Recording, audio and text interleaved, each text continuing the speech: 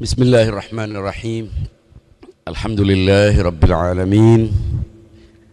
Wassalatu wassalamu ala habibina wa habibi ilahil alamin Abil Qasimil Mustafa Muhammad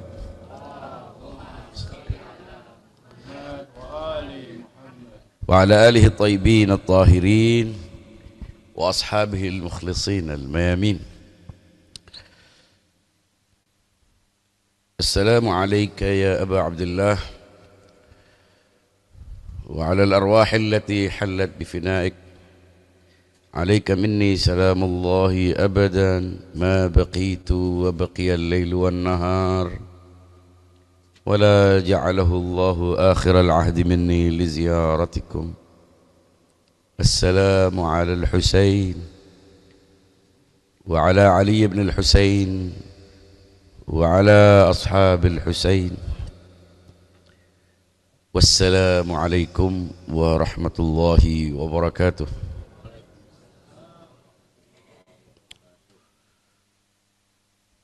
Alhamdulillah,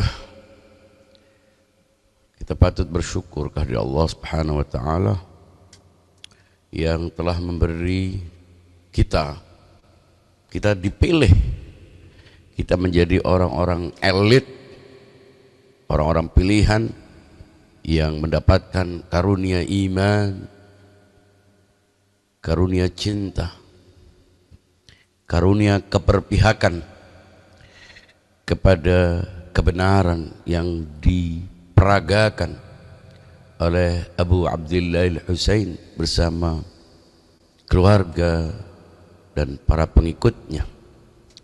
Juga diberi karunia untuk menyahuti seruan Al-Husain, hal min nasirin yansuruni, sepanjang sejarah dengan berbagai macam gangguan, upaya manipulasi sejarah dari waktu ke waktu, dari generasi ke generasi, oleh rezim demi rezim, oleh dinasti demi dinasti, hingga tak ada yang tersisa dari Faji'at Tauf, tak ada yang tersisa dari tragedi Karbala.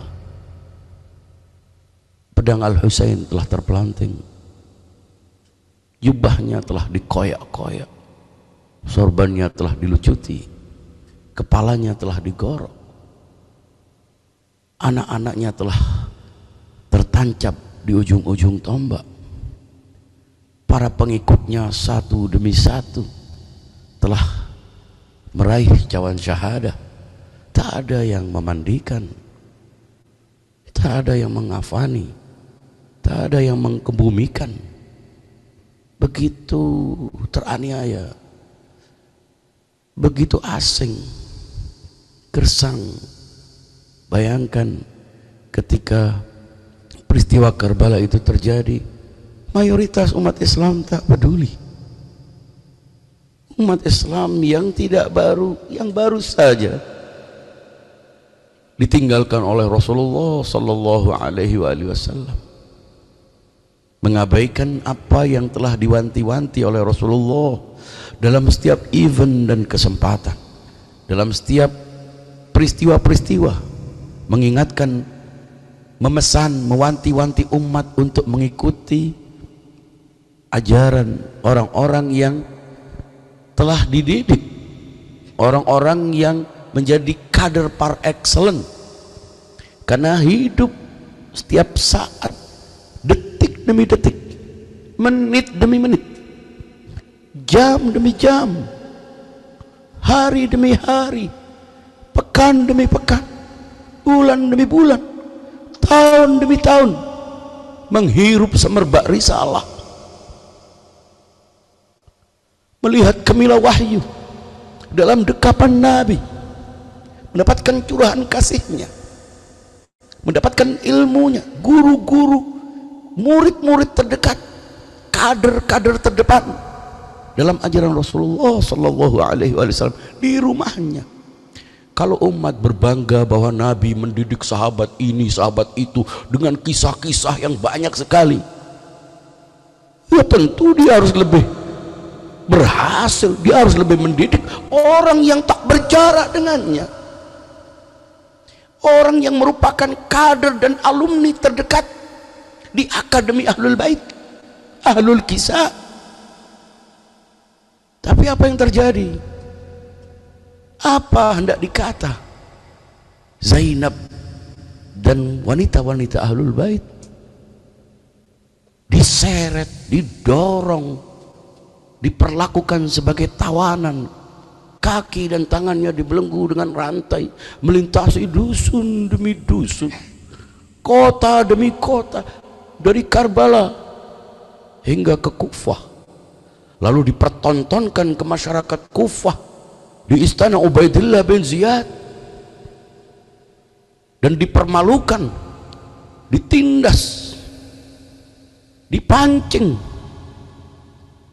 dan mendapatkan tekanan-tekanan, ujaran kebencian. Tapi apa yang terjadi? Sesuatu yang tak terduga. Ketika ditanya, Sayyidah Zainab, apa yang kau rasakan? Bagaimana kau menerima ketentuan Allah ini? Bayangkan Sayyidah Zainab yang merupakan bagian dari Jamal Karbala. Kalau kita bicara Karbala itu tampil dalam dua dimensinya, dimensi Jalal, dimensi wibawa dan keagungan yang diperankan oleh Al-Imam Abu Abdul Husain bersama Abul Fadl Abbas dan para pahlawan-pahlawan itu menunjukkan karisma. Maka Zainab, Ummu Kulthum, Sukainah dan Rubab dan semua wanita-wanita Ahlul Bait merepresentasi, memanifestasikan Jamal. Karbala adalah sebuah pentas sempurna di spektrum nilai-nilai yang menghadirkan segalanya di sana. Ia adalah pentas semua peran dengan jawaban yang begitu dahsyat, jawaban yang membahana sepanjang sejarah. Ma ra'aitu illa jamila. Aku tak melihat semuanya, hanyalah keindahan semata. Bayangkan, kita aja kalau mengalami sedikit guncangan mungkin sudah kehilangan kendali. Kita kalau didera dengan berbagai macam masalah, stres, terapi, bingung, pesimis.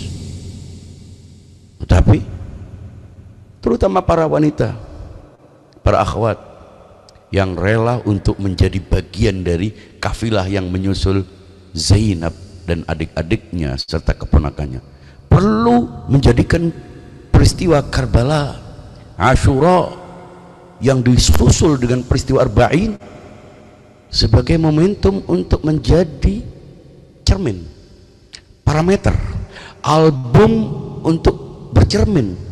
Saat kita mengalami duka, kita tentu punya banyak masalah. Masing-masing dari kita punya satu kontainer masalah. Masalah keuangan, masalah rumah tangga, masalah hubungan kemitraan, berbagai macam masalah. Nah, kelebihan kita, karunia Allah berikan kepada kita untuk dihadirkan contoh-contoh, teladan-teladan, bukan karena mereka manusia super yang menentang hukum alam, justru karena mereka tegar dengan itu, sehingga ketika dia dihadapkan pada begitu banyak masalah, ternyata semuanya adalah indah. Itu adalah totalitas iman. Iman itu serumpun dengan aman. Anda kalau beriman, Anda selesai dengan persoalan-persoalan remeh-remeh, persoalan receh-receh. Anda dibenci orang, Anda dikucilkan orang, Anda digunjing orang, Anda dikhianati orang, semuanya baik selama kita menerimanya. Itu adalah investasi pahala ketabahan, kesabaran, dan Allah memberikan janjinya. Tidak ada yang hilang, tidak ada makan gratis di dunia ini. Semuanya kalau tidak baik buruk, kalau tidak benar salah. Kalau tidak mulia, hina. Nah, orang-orang yang punya contoh Al-Husain dan para pengikutnya, Zainab dan adik-adik serta keponakannya, selesai, tak perlu bingung. Wala tahinu wala tahzanu wa antumul a'launa in kuntum mu'minin. Sudah diperagakan bagaimana Zainab mengangkat Ar-Radhi', anak kecil, bayi yang mestinya mendapatkan perlakuan baik, tapi kekejaman Yazid, Ubaidillah bin Ziyad, Umar bin Sa'ad, Shimr bin Al-Jawshan, semua mereka yang menyatakan permusuhan kepada kebenaran, tak lagi membedakan laki perempuan, tua muda, bayi, remaja, dewasa, semuanya diperlakukan sama. Tapi dengan, bayangkan kalau kita melihat sebagian kiri kita melihat ayam disembelih aja tidak kuat. Ya, ini bayangkan dalam satu hari keponakan, anak, suami, dan semuanya dicontohkan. Real time waktu itu juga, tanpa jeda. Tapi dia bisa mengangkat bayi ini ke langit dengan tegar, tidak ringkih, tidak rentan. Mengangkat bayi ini, Allahumma taqabbal hadzal qalil minal qurban. Ya Allah, terima ini bingkisan yang mungil ini. Kita, anak kita masuk angin aja, dunia hancur. Ya, tapi justru mereka sadar semuanya ini menjadi tidak berarti. Tubuh kita yang kalau sakit saja kita kebingungan, semuanya diberikan. Tidak ada yang, semua orang harus memberikan pengorbanan sesuai dengan taklifnya. Mengapa Imam Hussein sampai melakukan itu? Ya karena tugasnya memang segitu. Loh, kalau dia tidak melakukan itu, dia berarti tidak mencapai taklifnya. Ya, tapi jangan kemudian kita berapologi, itu kan Imam Hussein, itu kan Sayyidah Zainab, itu loh.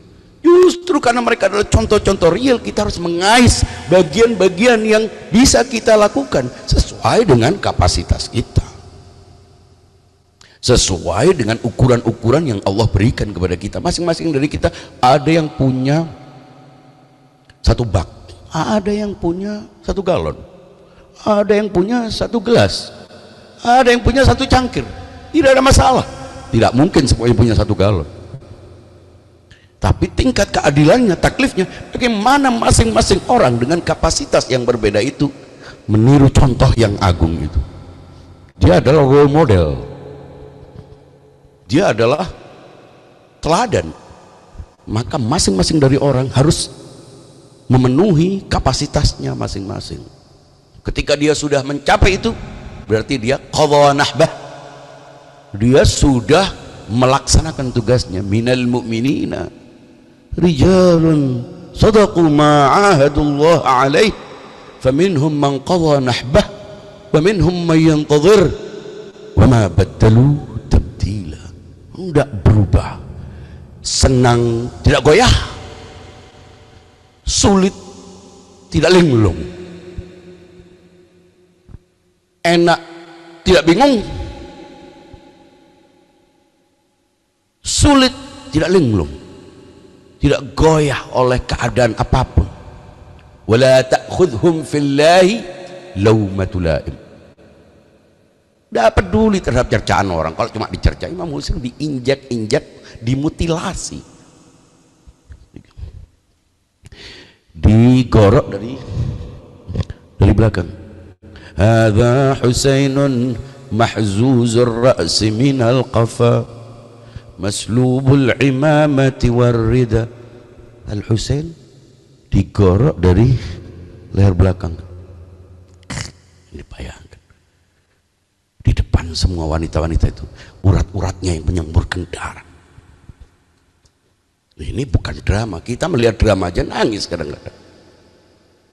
Ingus kita meler-meler kan.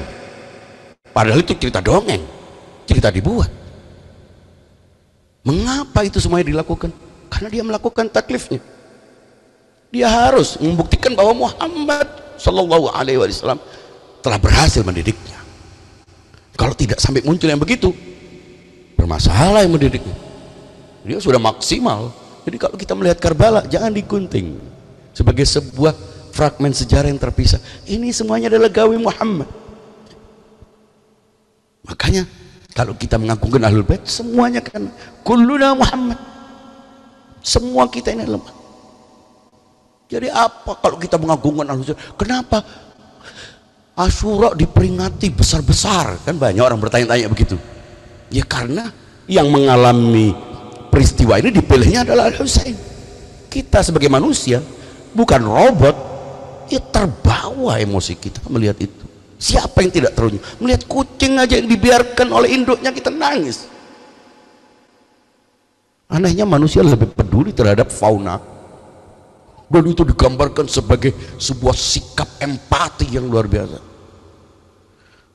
Orang mencemooh orang pukul dada. Lu orang jingkrak menari lah jelas itu keren. Bayangin.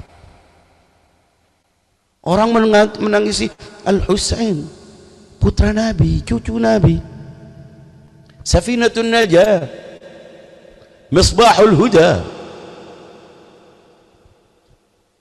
Raihanatain. Al-Hasan wal Husain itu cahaya mata Rasulullah. Nah, Rasulullah mengatakan itu bukan untuk memuji-muji sebagaimana kita memuji sesama, untuk membesarkan hati, memotivasi, kan begitu biasanya kita.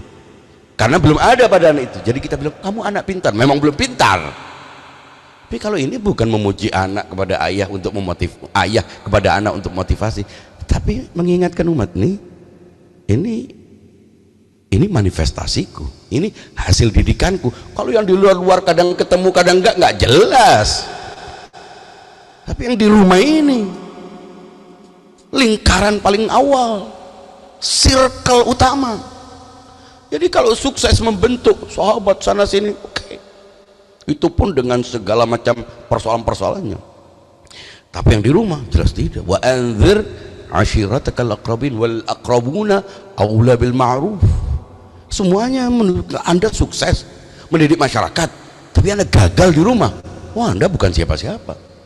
Anda hanya seorang narator. Anda tidak selesai di sini.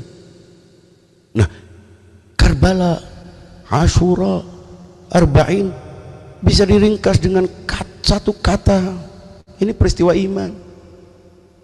Imanlah yang mendorong orang untuk rela seolah aneh-aneh yang membakar dirinya dalam cahaya. Oh, aneh dia membakar dirinya dalam cahaya. Ternyata ketika dia membakar dirinya itu adalah bentuk perfeksi, takamul, proses menyempurna. Orang berebut tuh itu. Mengapa? Karena logika kebenaran itu akan mendorong orang untuk mengorbankan apapun yang dimiliki. Al-Husain membuktikan itu, meskipun masyarakat umum tidak memahami. Mengapa? Lo Islam belum tersebar. Jangan mengira Nabi itu bisa mengubah masyarakat dalam sekejap. Semuanya by process.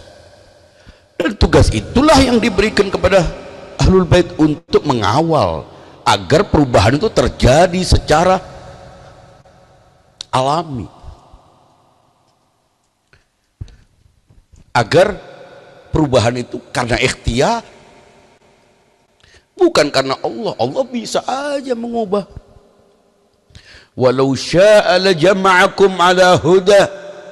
Kalau Allah mau, enggak perlu ada nabi. Bangun tidur semuanya benar dan salah jelas. Sudah tahu mana yang halal, mana yang bisa. Tapi innallaha la yughayyiru ma biqaumin hatta yughayyiru ma bi anfusihim. Setiap orang bertanggung jawab agar sorga itu bermakna, agar perjuangan itu punya arti, agar prestasi itu bernilai. Nah, kalau orang berjuang nggak berjuang juga mendapatkan sesuatu, apa artinya? Nah, disinilah kita patut bersyukur. Kita kembali kepada syukur iman. Iman bukan hanya sekedar kata yang diungkapkan. Iman bukan hanya ucapan, tapi ia muncul dalam bentuk komitmen, dalam tindakan. Maka dari itu, mengapa perlu arba'in? Arba'in adalah proses penegasan bahwa Al-Husain tidak sendiri. You are not alone. Dulu orang tidak ada yang mengenal. Ketika Zainab dan rombongannya kembali dari Syam menuju Karbala untuk menyambung jari-jari Imam Husain dan para pengikutnya yang dipotong-potong hanya untuk mengambil cincin, kepalanya disambung, tubuh-tubuhnya yang dipotong-potong disambung, bertemu dengan seorang sahabat Nabi yang sudah renta, buta, dipapah oleh pelayannya bernama Jabir bin Abdullah al-Ansari. Dan dia bergulung-gulung di hadapan Imam Ali Zainal Abidin, menyatakan penyesalannya, kesedihannya, tidak ikut bersama. Diceritakan juga dalam sebuah peristiwa ada seorang pendeta. Jadi kita ingin tahu Karbala sebagai sebuah peristiwa lintas agama. Pendeta, saat kepala Al-Husain dijadikan pawai melintasi kota, berhenti di sebuah halaman kuil, ada pendeta melihat, ini siapa? Ini kepala pemberontak. Siapa dia? Dia Ali, Husain bin Ali. Husain bin Ali siapa? Husain bin Ali bin Abi Thalib, putra Fatimah binti Muhammad. Mereka bebas saja, nggak percaya Nabi memang. Jadi mengapa sampai mereka bisa membunuh keluarga Nabi? Ya memang nggak percaya Nabi. Nggak mungkin orang beriman membunuh. Beriman kepada ini Nabi, ini cucu Nabi yang sekarang nggak perlu penelitian ilmiah untuk ini. Nyata. Tapi mereka melakukan, memang belum beriman. Jadi ketika mengatakan ini kepala siapa, ini pemberontak, dan mereka percaya bahwa apa yang dilakukan oleh Nabi ini hanya upaya dia untuk mengambil kekuasaan. Jadi mindset Abu Sufyan dan gengnya itu hanya menunggu waktu ketika Nabi wafat, mereka langsung membuat skema, strateginya dijalankan. Karena itu tidak heran bila terjadi sesuatu yang di luar dugaan. Ya, dan itu sudah dilakukan sejak Nabi ada. Upaya untuk melakukan pembusukan, untuk melakukan upaya-upaya menggagalkan, terjadi dalam berbagai macam event secara sporadis. Jangan turun dari gunung ya, justru turun. Bayangin, hukum alam berlaku, Nabi maupun siapapun bisa kalah bila tidak mengikuti sebuah kepatuhan, dan itu terjadi, ditunjukkan dalam setiap era. Makanya mengapa terjadi pembantaian? Ya karena masih proses penyadaran edukasi ini masih harus berjalan. Tapi ketika sumber edukasinya, mereka yang berotoritas, mereka yang mendapatkan lisensi untuk mengawal umat itu digunting, yang terjadi adalah peristiwa di luar dugaan. Nah, kita ini melihat fakta-fakta sejarah itu begitu mencengangkan. Mengapa kebenaran yang nyata, Anda ingin mengikuti seseorang, ya mestinya mengikuti seseorang dari orang terdekatnya, bukan dari orang yang, ini logika tidak perlu pinter, tidak perlu gelar. Siapa yang paling representatif untuk menyampaikan apa yang paling dekat dengan orang itu? Bukan orang jauh yang satu saat ketemu kadang nggak ketemu. Anda ingin dengar hadisnya, iya dari orang yang paling dekat. Makin jauh distorsinya makin besar. Dan karena itulah kita rela untuk berbeda dengan orang lain. Karena itulah kita rela untuk memilih jalan terjal penuh liku-liku dengan berbagai macam intimidasi, persekusi, minimal wajah cemberut. Tapi karena kita tahu bahwa kebenaran itu memang berat, resikonya besar, kita menerima itu sebagai bukti bahwa kebenaran memang aktsaruhum lil haqqi karihun. Kebenaran itu membelenggu dalam tanda petik. Artinya kita harus terikat dengan itu. Kebaikan itu membatasi gerak, ya. Hukum Allah membatasi gerak. Makanya kalau ada orang ingin bebas, dia harus melepaskan hukum Allah. Nah, keterikatan itu punya derita. Siapa yang tidak terikat pasti derita. Mengikuti kebenaran pasti tidak tenang. Jadi jangan pernah kita berusaha membangun sebuah logika yang tidak masuk akal, bukan logika gitu. Ingin benar tapi juga nyaman. Tidak perlu Karbala, tidak perlu memperingati Asyura. Karena apa? Itu luka, darah, debu, panas, kaki melepuh, cacian, dan segalanya. Kita nggak sampai, kita tidak akan mengalami sebagaimana yang dialami, karena setiap orang likullin darajatun mimma amilu, masing-masing orang punya stratanya. Tapi minimal kita punya antisipasi terhadap berbagai macam kemungkinan-kemungkinan. Karir yang terganggu, bisnis yang terganggu, ketenangan yang terganggu. Kita harus siap dengan itu. Jangan ketika dihadapkan pada karir mengendap-endap.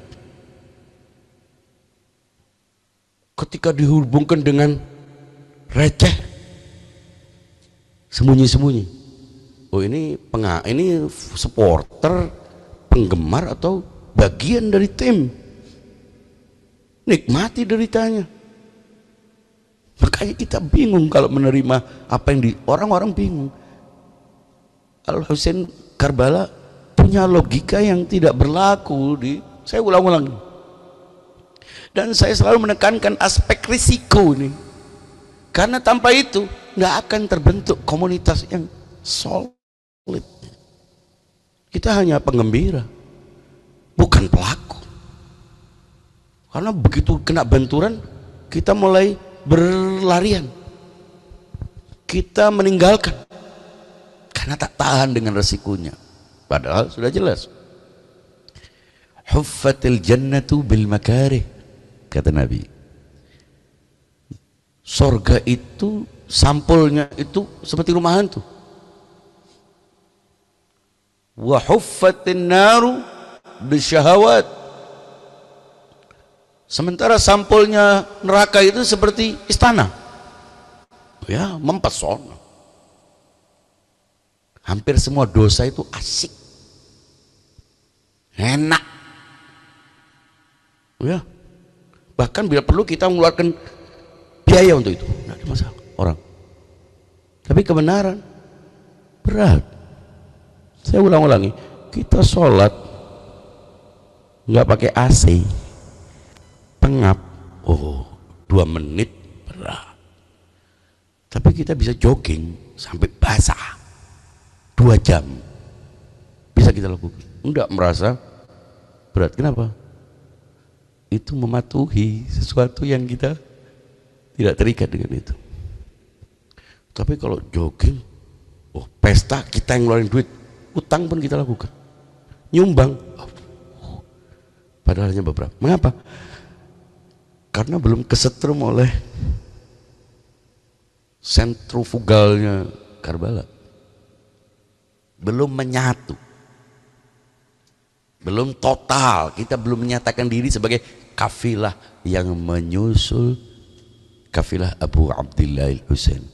Tapi dengan menghadiri ini, kita terus memperbaharui sampai ia mendaging, mengakar dan menjadi habit. Sudah tidak perlu lagi pengulangan narasi, karena dia sudah menjadi, dan kita berpeluang untuk mendapatkan itu. Maka dari itu kita patut bersyukur. Syukur apa? Syukur baru ikrar. Syukur untuk mengejawantahkan Karbala itu dalam setiap tempat. Kullu yaumin Asyura. Setiap hari adalah Asyura. Setiap hari adalah perlawanan terhadap kezaliman. Setiap hari adalah keperpihakan terhadap kebenaran, keperpihakan terhadap keadilan. Setiap hari kita harus menjunjung tinggi kebenaran. Jangan lagi baper, no baper. Anda tidak perlu tahu ini posisinya di mana, ini posisinya. Kalau setiap orang sadar dengan kapasitasnya masing-masing, yang menentukan adalah dedikasi dan ketulusan. Tak penting posisinya apa. Ya, saya ulang-ulang, gubernur dan tukang sampah lebih mulia mana? Wow, secara tampilan gubernur lah, gaji besar, tinggal nyuruh-nyuruh orang, hormat. Tapi pertanyaan, lebih penting mana?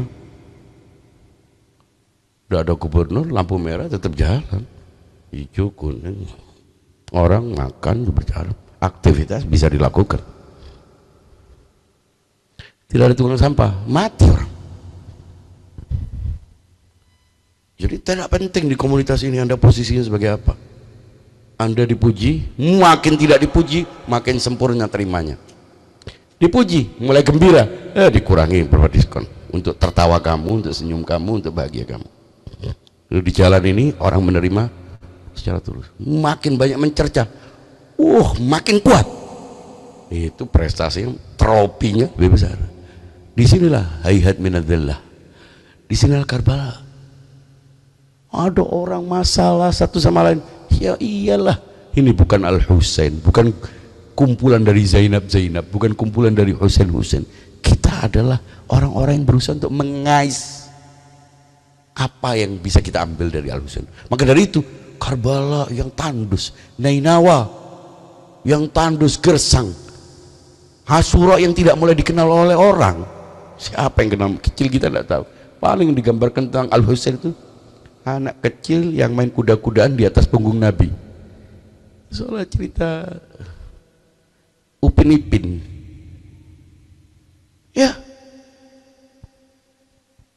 siapa yang bayangkan ternyata di balik itu ada tragedi kemanusiaan yang tak terperikan, dan itu buat kita tangguh.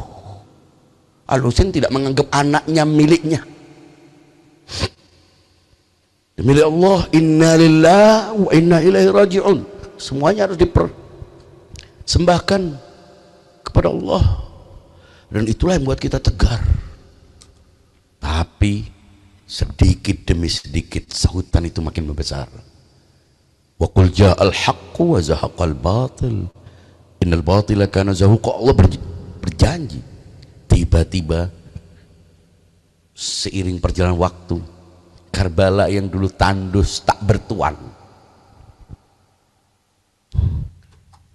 kemarin ini disebutkan menurut data terakhir 22 juta manusia berkumpul. Sejak Adam lahir di bumi, diturunkan di bumi ini, belum pernah manusia berkumpul sebanyak 20 juta manusia. Berkumpul semuanya berada dalam satu pawai hitam pekat, tenggelam dalam satu tujuan. Dari berbagai macam etnik, aneka bendera berkibar-kibar. Manusia dari berbagai macam etnis, dari Afrika, dari Asia, tak saling kenal, tapi semuanya dipertemukan oleh sebuah magnet besar, magnet yang menyumbar dari Karbala 61 Hijriah. Tapi di era ini orang bisa berkumpul, ketagihan bahkan bisa berulang-ulang, ingin menapak tilas, ingin merekonstruksi, merasakan deritanya, melepuh, lecet, berdarah. Tidak hanya orang yang gagah, orang yang cacat bahkan merangkak, menyeret-nyeret kakinya juga melakukan itu. Hanya dua kelompok di situ, peziarah atau pelayan berziarah.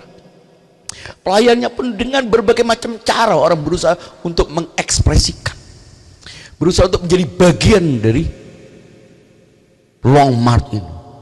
Sampai ada yang tidak punya bekal, tidak punya duit, dia cara mengambil pahala untuk menjadi bagian dari event kolosal ini. Dia korma yang sudah diletakkan oleh penyumbang, dia buka, dia keluarkan bijinya supaya peziarah itu bisa makan korma tanpa makan biji. Ngambil peran. Tidak penting kamu kaya atau miskin, tidak penting kamu bangsawan atau jelata, tak penting kamu dari mana, lahir dari perut siapa. semuanya bisa terhubung dengan Al-Husain secara ideologis, dan semuanya menjadi bagian dari itu. Bayangkan, hampir 100 kilo orang melakukan, sebagian dari rumahnya sendiri di daerah-daerah tertentu. Sebagian orang-orang Pakistan itu mulai bulan Ramadan mereka melakukan perjalanan dengan kaki. Belum pernah ada manusia yang bisa membuat orang sampai mau melakukan itu. Anda akan mengalami peristiwa-peristiwa personal yang ajaib. Setiap orang punya pengalaman-pengalamannya sendiri. Inilah yang menggambarkan, tentu berziarah tidak harus di darat, siapapun bisa melakukan ziarah, karena ini adalah peristiwa hati. Anda berziarah ke sana kalau tujuannya hanya berbangga-bangga, menunjukkan bahwa Anda sekian banyak melakukan itu, bukan tujuannya untuk menjadi lebih baik, Anda tidak akan mendapatkan apa-apa selain luka. Karena siapapun bisa. Al-Husain memang dikebumikan di sana, tapi kita terikat dengan jiwanya yang tak meruang. Ia berada di mana-mana, ia bisa berhubungan dengan siapapun selama ia menyatakan dirinya menjadi bagian dari apa yang diperjuangkan oleh Al-Husain. Maka dari itu, peristiwa Arba'in, momen Arba'in adalah momen ikrar untuk tidak lagi membiarkan peristiwa Asyura ditelan oleh sejarah.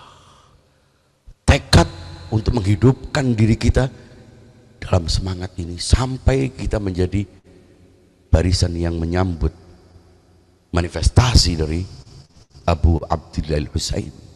Minal mu'minina rijalun sadaqu ma'ahadullah alaihi faminhum man qadha nahbah wa minhum man yantadhir.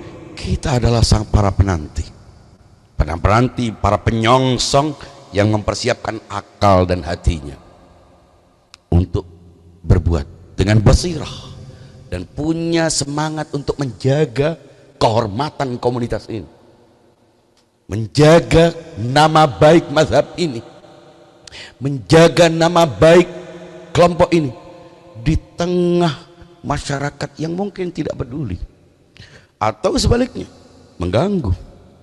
Dan kita kalau kecil tapi kuat, kekuatan kita kecil justru kuat dengan kontribusi jadi bagian terpenting. Kita memang terikat sebagai umat, tapi kita juga punya komitmen, kita punya keterikatan vertikal kepada Rasulullah, kepada imam dalam khat wilayah itu lintas ruang dan waktu. Tapi pada saat yang sama kita sadar dan menerima kontrak sosial kita sebagai bangsa. Saya berkali-kali tekankan, Anda bermazhab Syiah jangan kecil hati, karena negara ini tidak mempersoalkan mazhab Anda, tidak mempersoalkan mazhab agama Anda. Selama Anda menjunjung tinggi kontrak sosial yang berdiri di atas sebuah fondasi bernama Pancasila dan Undang-Undang Dasar, enjoy your faith. Dan tidak ada yang berhak untuk mengganggu gugat keyakinan pilihan Anda, siapapun dia, mau pejabat, mau perwira, mau siapapun, mau atas nama individu atau kelompok, karena setiap warga negara memiliki hak konstitusional yang sama. Mulai dari saat ini kita harus punya kesadaran sebagai umat, juga punya kesadaran sebagai bangsa, dan jangan pernah minder, jangan kecil hati. Anda bukan warga tiri, tapi solid di dalam, konsolidasi di dalam. Jangan membiarkan orang memainkan isu-isu yang justru melemahkan. Jangan diberi kesempatan. Sebagian jiwa-jiwa rusak memang masuk ke dalamnya untuk melakukan pelemahan, sehingga akhirnya agenda-agenda penting yang mestinya kita capai hilang. Kita perlu hadir dalam segala sektor masyarakat. Kita buktikan dengan menjadi pengikut Ahlul Bait, justru kita di garda terdepan bangsa ini untuk membela negara ini, untuk berada di garis terdepan dalam menjaga keutuhan bangsa ini tanpa kecil hati. Wala tahinu wala tahzanu wa antumul a'launa in kuntum mu'minin. Anda tegar, Anda kuat kalau beriman. Dan iman ini hanya bisa tertaut dengan otoritas. Bersama Rasulullah, bersama Ahlul Bait, bersama Al-Husain, semuanya akan baik-baik saja. Sekian, wal afu minkum, wassalamualaikum warahmatullahi wabarakatuh.